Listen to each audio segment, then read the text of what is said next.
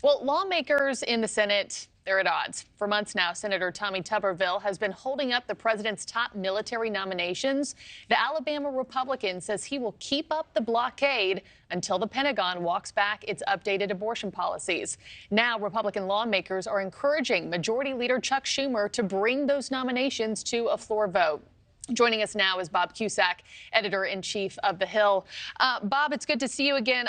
I've been asking this since the beginning. I asked it to Senator Coons, last week. If Democrats are able to push some of these nominations through individually, then why not start? And I feel like Americans want a lot better answer than just it takes time, because everything in Congress takes time. Bob, what responsibility do Dems have to take at least some of the top nominations to a floor vote? Well, that's what Republicans are saying, is that you can move these individually, despite the controversy with Senator Tuberville.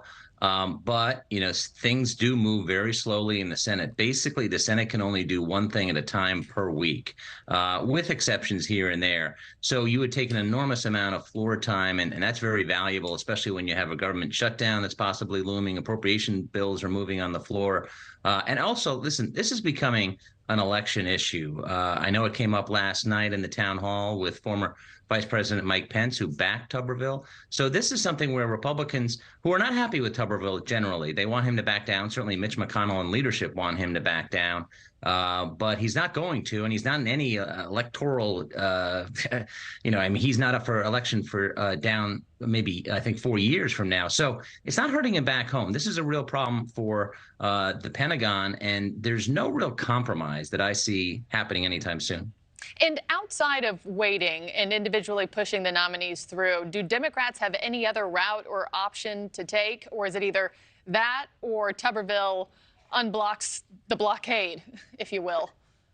Well, Washington is a city of push and pull, and Democrats, I don't think they want to do one at a time, because number one, they make the argument, well, listen, yes, it's important to have the top-ranking people in there, but you also need the people who do the nitty-gritty work, and they are being blocked. So if Democrats did one at a time for maybe the top, whether that's the Joint Chiefs Chairman or the head of the Air Force, well, then that would be viewed as kind of caving a little bit, and they think they have the advantage, but now Republicans are going on offense. Yeah, and we know that Senator Tuberville has already kept up this blockade for more than 6 months at this point. I know you're saying Republicans don't expect him to relent anytime soon.